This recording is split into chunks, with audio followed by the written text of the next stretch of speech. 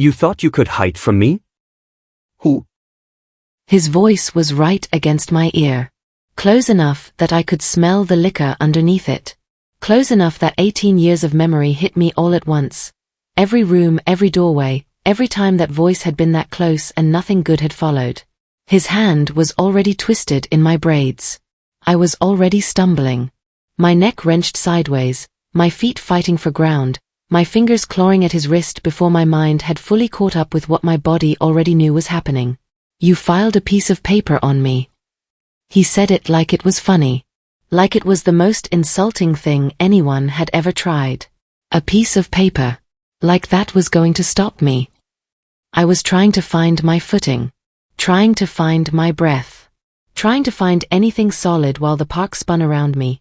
The trees, the path, the fountain, the crowd of Saturday afternoon people who had gone completely still the way crowds go still when something is happening that nobody wants to be responsible for. Phones up. Nobody moving. Drex, please. Please. He repeated it back to me. Flat. Contemptuous. The way he had always repeated things back to me, stripping them of whatever dignity they arrived with. 18 years and that's what you give me. Please. He twisted his grip and the pain shot from my scalp all the way down my spine and I heard myself make a sound I did not recognize. Something between a gasp and a sob, and I hated it. I hated that he heard it. I hated that after everything, after 3 years of distance and new addresses and therapy and rebuilding, he could still produce that sound from my body like he had always owned the key to it. The crowd watched. A woman near the fountain had her hand over her mouth. A man in a red jacket had taken 3 steps back. Nobody came forward. They never come forward. I stopped being surprised by that a long time ago. You think you get to just leave? Drex's face was close to mine now. That face, those deep forehead lines, that locked jaw, the vein running up the side of his neck that meant whatever thin layer of control he had arrived with was already gone. You think you get to rebuild and act like I don't exist? Like I'm nothing? You're hurting me. I haven't started. And those 3 words, delivered that quietly, with that specific certainty, were the most frightening thing he had said. Because Drex Holloway did not make threats. He made announcements. Everything he had ever told me was going to happen had happened exactly the way he said it would. I was not going to get out of this park. That was the thought forming in my mind when I heard it. Not shouting. Not someone in the crowd finally finding courage. Not a siren in the distance. Just footsteps. Crossing the path from the right. Steady. Unhurried. The footsteps of someone who had already decided something and was now simply closing the distance between that decision and where it needed to land. I could not turn my head to see. Drex's grip would not allow it. But I saw his eyes move. Watched them track something approaching from the right side of the path. Watched his expression do something I had been waiting 18 years to see it do. It shifted. Not anger. Not calculation. Something underneath both of those things. Back up, Drex said. To whoever was approaching. Still using that voice, the one that had always worked. The one that had cleared every room he had ever needed cleared. This is none of your business. Silence. The footsteps did not stop. Release her. Quiet. Accented. Delivered the way someone delivers a fact rather than a request, because to this man, in this moment, it was not a request. It was simply the next thing that was going to happen, and he was giving Drex the courtesy of a few seconds to arrive at that conclusion himself. I heard something then, beneath the crowd noise, beneath Drex's breathing, beneath the blood in my own ears. The sound of a hand moving deliberately inside a jacket. Practiced. Purposeful. The sound of a man who had come to this moment already prepared for every version of how it could unfold. Drex's grip tightened. One final, furious tightening, the last move of a man who has never in his life surrendered anything without making it cost someone. Then, he let go. I stumbled forward, catching myself on the edge of a bench, gasping, my hands shaking, the park slowly righting itself around me. I could breathe. I could breathe. I pressed my hand against the bench and focused on that one fact. I could breathe, and tried to make it enough to stay upright. When I finally turned around, I saw him for the first time. Korean. Mid-40s. Lean, precisely built, wearing a charcoal suit that had absolutely no business being in a public park on a Saturday afternoon. Thick black hair, clean side part, a face that was all sharp angles and complete stillness. One hand at his side. The other, I saw it now, holding a tactical baton, extended, pointed at Drex with the calm of someone who had pointed things at people before and found the experience entirely unremarkable. His eyes were on Drex. Not angry. Not adrenaline bright the way eyes get when someone has just done something that cost them. Just, decided. The eyes of a man who had looked at the situation, assessed it, and arrived at a conclusion before he ever stood up from his bench. Drex was staring at him the way I had never seen Drex stare at anything. Like he was doing math. Like he was calculating something and not liking the answer. If you are watching this right now, wherever you are, whatever time it is, I need you to stay with me. Because what I am about to tell you is the part that changed everything. Hit that like button. Drop your location in the comments. Because what happened after this man decided to stand up proved that power can shift in an instant when the right person finally decides that enough is enough. The Korean man looked at Drex for one long, quiet moment. Then he looked at me. And something in his expression, just barely, just for a second, changed. Are you hurt? 3 words. Quiet. Direct. Not performing concern. Just asking, the way you ask someone a question you actually want the answer to. I opened my mouth. Nothing came out. He reached into his inside jacket pocket and produced a business card. He held it out toward me, not stepping closer, not crowding the space, just extending his arm and waiting with the patience of a man who had nowhere else to be and no urgency about any of it. I took it. Heavy cardstock. Clean embossing. Just a name and a number. No title. No company. No explanation. Big Ivan. I did not know yet what that name meant. I did not know what he ran, what he was capable of, what it would cost to have him decide that I was worth protecting. I did not know that the people who loved me would sit around my mother's dining room table with printed articles and frightened faces telling me to be careful. All I knew was that my stepfather, the man who had terrorized every room I had ever shared with him since I was 14 years old, was standing 6 feet away, and for the first time in 18 years he was not looking at me. He was looking at Beck G. Huan. And he was afraid. My name is Neil Carter. I am 32 years old. And I need to tell you how I ended up in that park, because what happened after that business card changed absolutely everything.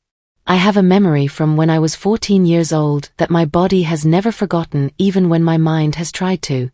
Drex's hand in my hair for the first time. The specific angle of the pain. The way my neck was forced sideways and my whole nervous system lit up with a single message it has been sending ever since. This is what danger feels like. Remember this, remember this, remember this. My nervous system remembered. Standing in that park, stumbling, clawing at his wrist, I was 32 years old and 14 years old at the same time. That is what people do not understand about this kind of violence. It does not stay in the past. It lives in the body permanently, activated by proximity, by smell, by the specific weight of a particular hand. Drex pulled me close. His forehead lines were deep, his jaw locked, the vein on the side of his neck fully raised. He was not yelling. He was never at his most dangerous when he was yelling. He was most dangerous exactly like this. Quiet, deliberate, certain that he had all the time in the world. Nobody is coming for you, he said.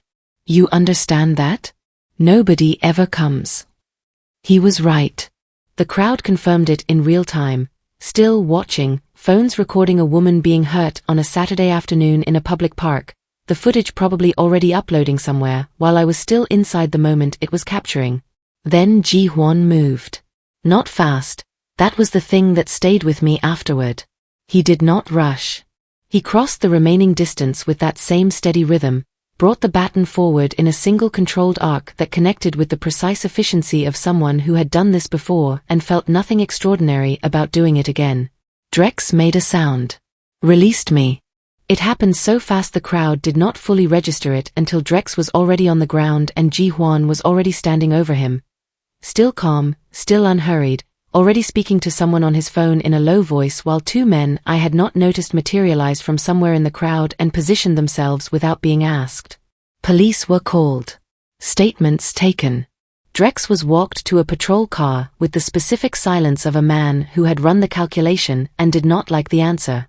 I was sitting on the bench, my bench, the one I came here every Saturday to have 4 minutes of peace on, when Huan crouched in front of me. Not standing over me. Not looming. Crouched, deliberately, so his eyes were level with mine. He held out the card. I took it. I do not know why I kept it. I knew in the moment that keeping it was a decision, that it meant something I was not ready to name. I put it in my pocket anyway. Ivan. A name. A number. Nothing else. That night I searched his name for 2 hours and found almost nothing. Not the nothing of a private person who lives quietly and leaves no footprint. A different kind of nothing. The curated, deliberate nothing of someone who has made a decision about what the internet is allowed to know about them and has the resources to enforce that decision. 3 results. A charity gala from 4 years ago. A brief mention in a business journal. A photograph. I stared at the photograph for a long time. Charcoal suit. Clean side part. Standing at the edge of a room full of people whose names I recognized from news coverage and city politics, looking exactly the way he had looked in the park. Like a man who belonged in every room he entered and considered explaining himself to no one. I texted Camille. She called me back in 4 minutes, which meant she had already been thinking about it. I asked around, she said, without me asking her to. That is the thing about Camille. She worries in advance. Niel. Who did you say helped you? Ivan. Silence. Long enough to mean something. She came over the next morning with her phone already open, articles already pulled, the expression on her face of someone who found exactly what they were looking for and wished they had not looked. She laid it out across my kitchen table the way you lay out evidence. Carefully, in order, giving me time to absorb each piece before moving to the next. Luxury hotels. Restaurants across 3 cities. A foundation that funded youth programs in 4 different neighborhoods. All legitimate. All documented. All clean. And then the other things. The investigations that opened and quietly closed. The associates questioned and never charged. The operations described in careful, lawyered language, alleged, suspected, reported ties, by journalists who clearly understood the limits of what they could print. He's connected, Camille said. Seriously connected. The kind of connected where people don't ask follow-up questions. I looked at the photograph again. The same man who had crouched to my eye level in the park. Who had not loomed. Who had asked if I was hurt before he said anything else. The most dangerous man I had ever encountered was the first person in 3 years who had made me feel like I could breathe. I did not know what that said about him. I knew exactly what it said about every safe person who had failed me. 3 days after the park, my neighbor Mrs. Okafor knocked on my door holding a casserole dish and wearing the expression of someone who had been asked to deliver a message they did not want to deliver. A man stopped me in the parking lot this morning, she said. He said to tell you he is not done. She did not know what it meant. I did not explain. I thanked her for the casserole, closed the door, and stood in my hallway for a long time. This is the part that is hardest to explain to people who have not lived inside it. The feeling was not surprise. It was not even fear exactly. It was something more exhausting than fear. The specific, bone-deep recognition of a pattern resuming. The way you feel when a sound you have been dreading finally arrives and part of you almost relaxes because at least the waiting is over. I had known he was not done. He had never been done. The restraining order, the park, the arrest, the patrol car, none of it was a language Drex Holloway understood. It was inconvenience. It was a temporary interruption. It was the system doing what the system does, which is create paperwork around violence without actually stopping it. For days after Mrs. Okafor's visit, I walked out of my workplace and found my car in the parking lot with both passenger side mirrors cracked and a long deliberate scratch running the full length of the driver's door. He knew where I worked. He knew which car was mine. He had been watching long enough to map the geography of my rebuilt life, my routes, my schedule, the shape of my days. He had done it quietly, patiently, the way he did everything. I could have absorbed that. I had absorbed worse. Then Amara called me from a number I did not recognize because she said a man had been parked outside her school for 2 days and she thought he looked familiar and she was scared. Amara is 17. I called Huan before I had finished processing the decision to do it. He answered on the second ring. I gave him 12 words. That was all I managed. I am handling it, he said. Stay where you are. No questions. No lecture. No pause to establish whether I was certain or whether I had considered my options or whether I understood what I was asking. Just that. Quiet. Absolute. I stayed where I was. Amara called me 2 days later to say the car had not come back. She did not know why. I did not explain. I asked if she was okay, she said yes, I told her I loved her and to call me about anything, and we hung up and I sat with the specific silence of someone who has just received something they do not know how to hold. Huan never told me what he did.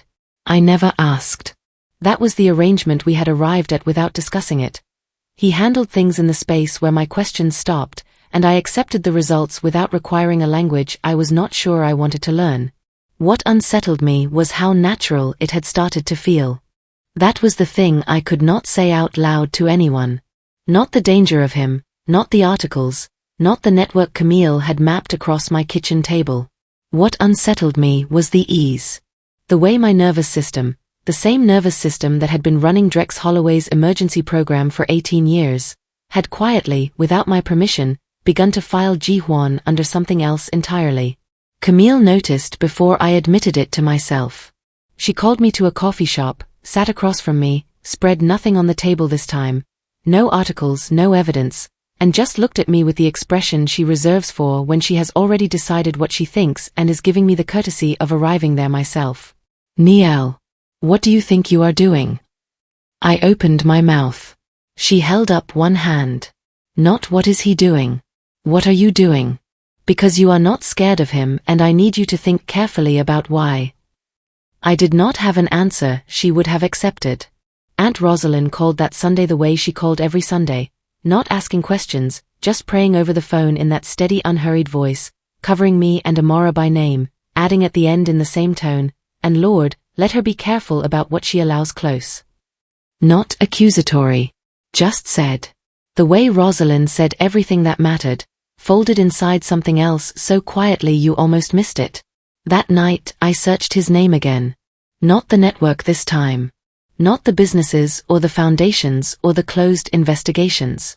I searched differently, older results, local archives, the kind of pages that do not surface on the first search because nobody optimized them for finding.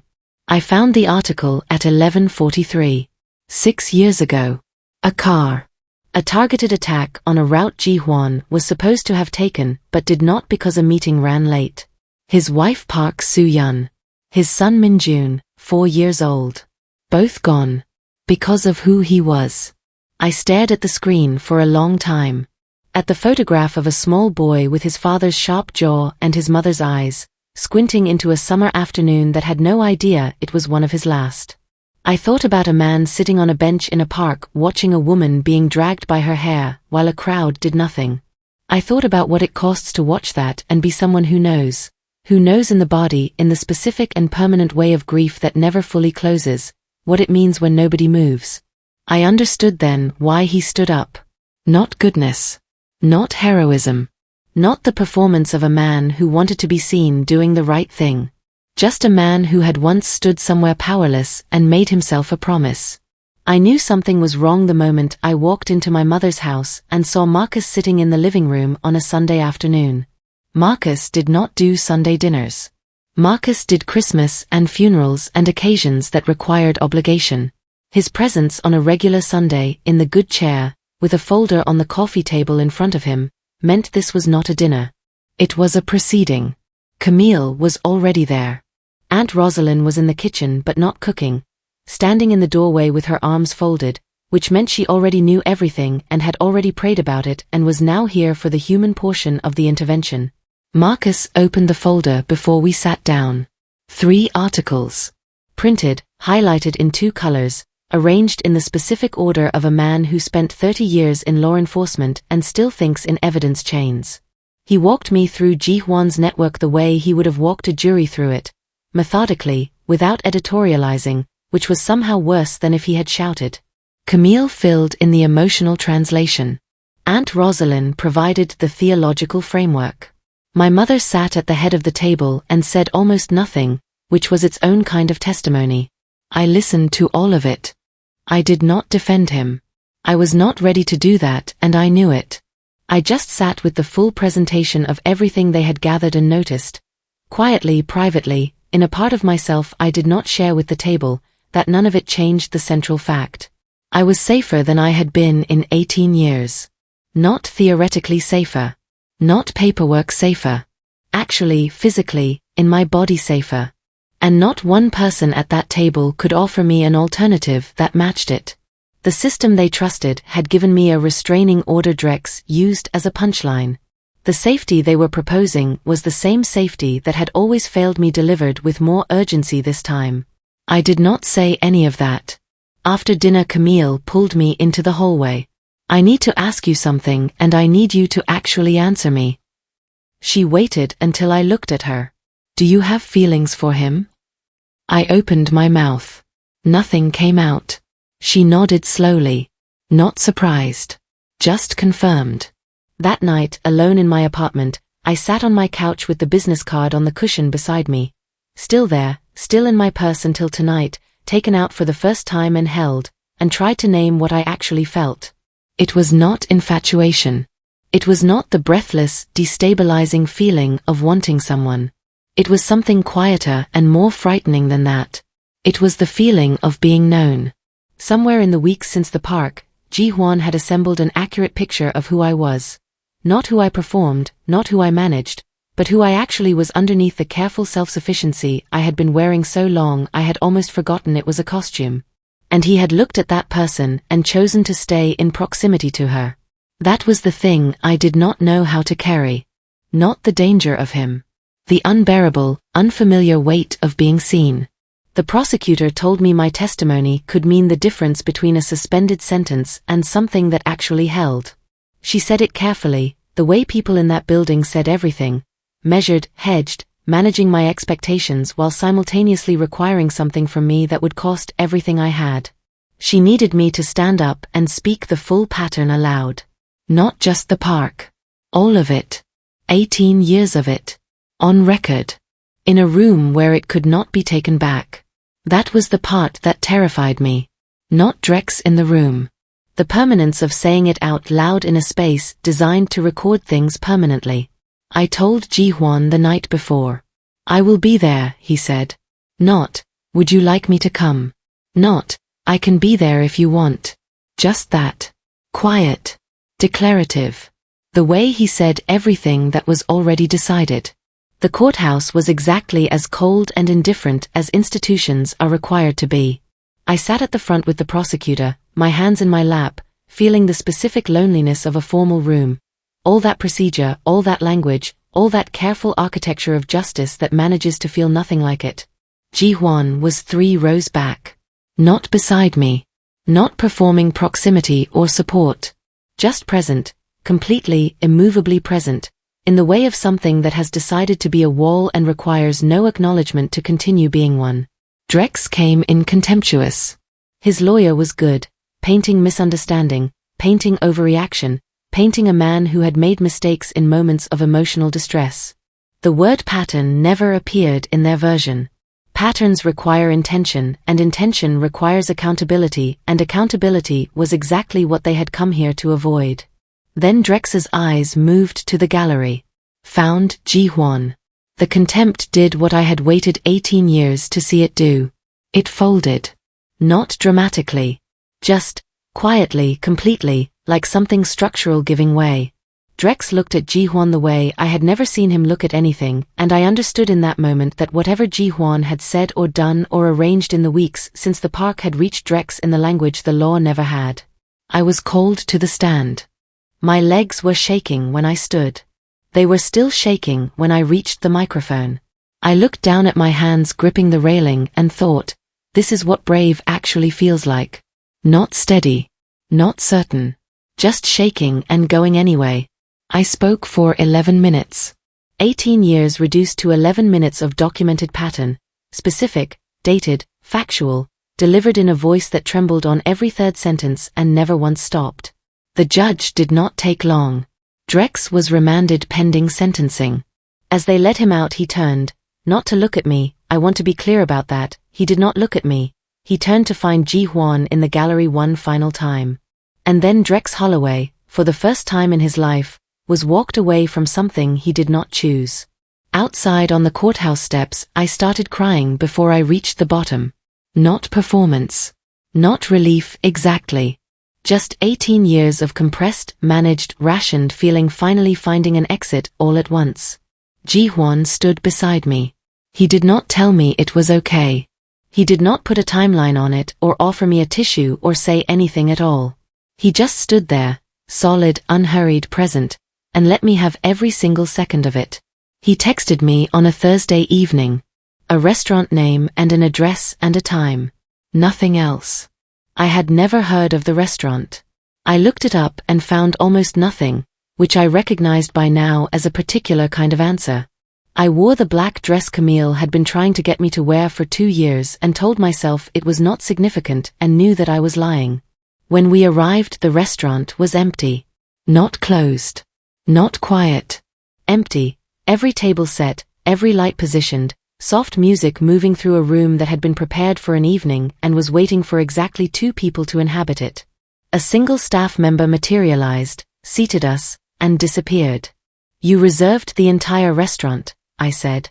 I own it, he said. It comes to the same thing. The most romantic gesture anyone had ever made for me, which meant my first instinct was to look for what it cost. That is what Drex had done to the wiring. Made generosity feel like a setup, made gestures feel like debt instruments, made me sit across from a beautiful empty room and search it for the catch. Huan watched me do it. Said nothing until I was finished. Then he set down his glass and looked at me with that particular directness he had, not performing honesty, just delivering it. I have been keeping deliberate distance since the park, he said. I want you to know that. It was intentional. You were not in a position to make a clear decision and I was not willing to use that. What changed? It stopped being possible. Simply stated. No drama in it. I have not been able to stop thinking about you and I am not willing to pretend otherwise. He told me everything then. His world, the network, the specific and real risks that proximity to him carried. People who wanted to reach him and would look for ways. The life I would be choosing alongside the man. He did not soften it. He did not package it. He laid it out the way he had laid the baton across the path in the park. Directly, without apology, giving me full information and the space to do something with it. When he finished, I was quiet for a moment. You are the first person in my life, I said, who showed me everything and then asked me to decide. Everyone else just decided for me. Something shifted in his expression. Just slightly. The way it always shifted, barely, subtly, meaning more than a larger movement would have. I am not asking to see where this goes, he said. I am asking to be your partner. Your protector. Permanently. That is what I am offering and I do not know how to offer anything smaller. I did not think about it. I had been thinking about it for weeks without knowing that was what I was doing. Yes, I said. He reached across the table. His hand found my face, both hands steady, certain, and he kissed me the way he did everything. Not gentle. Not tentative. Claiming. The kiss of a man who had decided something and was now simply arriving at it.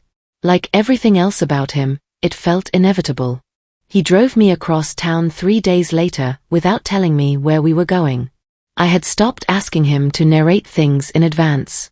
He did not operate that way and I had begun to understand that his silences were not withholding. They were just him, moving towards something at his own pace, trusting that arrival would explain itself better than description could. He pulled up in front of a townhouse on a tree-lined street I had driven through exactly once years ago, on the way to somewhere else. The kind of street that registers as belonging to a different version of a life than the one you are currently living. He unlocked the door and gestured for me to go in first. The living room had large windows that caught the late afternoon light and held it. Hardwood floors.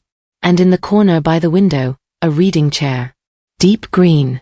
Exactly the kind I had described once, in a conversation 3 weeks ago, that I had not thought he was tracking particularly closely, as the thing I would have in a home that was actually mine. I walked through slowly.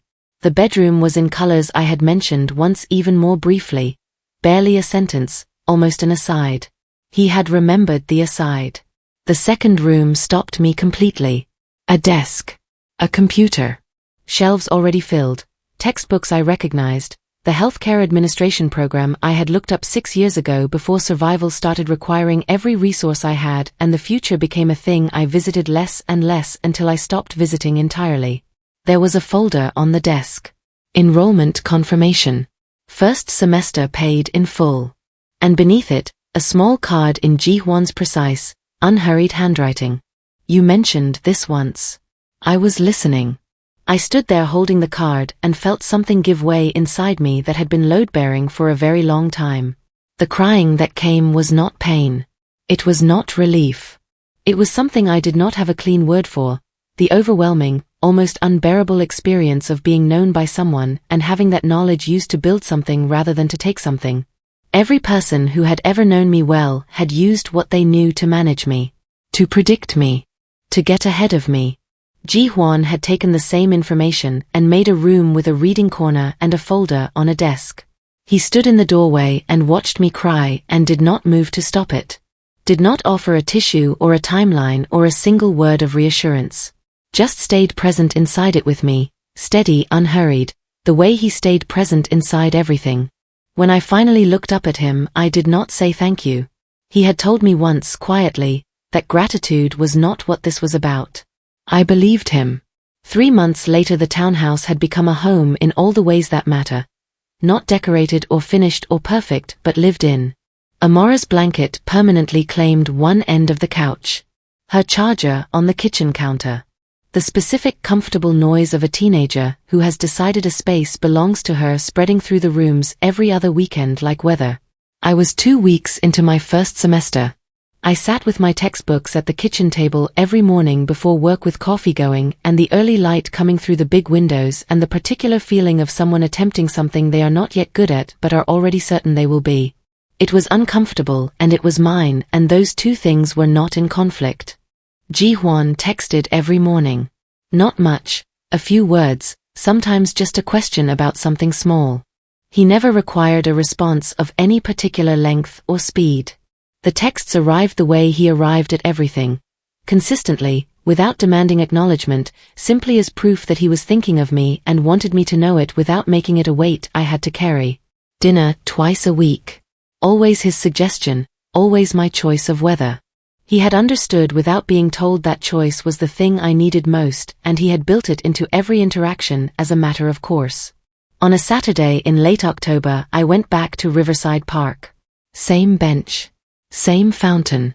The October light doing what October light does, turning everything specific and golden and slightly elegiac, like the afternoon is aware of its own beauty and is not sure how long it gets to keep it. Huan sat beside me. We were quiet for a while in the way we had learned to be quiet together. Not filling it, not managing it, just letting it be what it was. I found the article, I said. About Minjun. The silence that followed was different from the one before it. Longer. Carrying something. How long ago? He asked. Months. He nodded slowly. Looked at the fountain. I watched something move through his expression that I had not seen there before. Not the controlled stillness he wore in the world, but something underneath it. Something that had been kept sealed for a very long time in a container that was finally, carefully being opened. He used to call me Appa, Huan said, in this particular tone. He paused. Half exasperated. Like I was always slightly missing the point of something obvious. He was 4 years old and he had already decided I needed managing. Something in his voice was different. Rougher. The voice of a man saying words he had not said aloud in 6 years, testing their weight, finding them heavier and more bearable than he had expected simultaneously. He used to fall asleep in the car, he continued, every single time, regardless of how short the drive was. And when we arrived he would insist, completely seriously, that he had not been sleeping, that he had been thinking with his eyes closed. I did not say anything. I took his hand. He looked down at our hands and then back at the fountain, and neither of us spoke again for a long time. The park moved around us, kids running, a dog pulling its lead, someone's music drifting from somewhere past the tree line. An ordinary Saturday afternoon containing everything it contained. I had come to this bench for years to allow myself 4 minutes of honesty before putting everything back. I was not counting anymore. If I could go back to the version of myself that was 14 years old, standing in that hallway, Drex's hand just released from my hair for the first time, my mother looking at the floor, this is what I would tell her. It was not your fault. Not that moment. Not any of the moments that followed.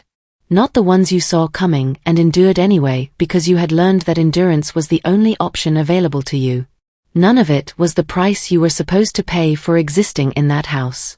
None of it was yours to carry. I would tell her that the walls she is about to build are going to save her life. That the self-sufficiency she is about to develop, the radical, exhausting, total independence she will construct around herself like architecture, is going to get her out and keep her out, and she should not apologize for a single brick of it. And then I would tell her that the walls were never supposed to be permanent. I know the difference now between a man whose control called itself protection and a man whose protection never once asked to be called anything. Drex named everything he did as love, as discipline, as something I had required by being who I was. Huan has never named what he does. He just does it, consistently, without ledger, without the particular exhausting arithmetic of a man who tracks what he gives so he can present the bill at the right moment. I kept a restraining order in my purse for 3 years like a prayer I had stopped believing was heard. And then a man's footsteps crossed a park path and the prayer was answered in a form I had not thought to ask for. Dangerous and certain and nothing like what safety was supposed to look like, and more like it than anything I had ever experienced. I go to the bench on Saturday mornings still. Same park. Same fountain. Same October light when the season is right, turning everything golden and specific and aware of itself. I do not set a timer anymore. That was the thing I did not know I was waiting to stop doing. Rationing my own peace, managing my own hope, placing a ceiling on how long I was allowed to feel okay before putting it away and returning to survival mode. 4 minutes. That was what I had decided I was allowed. I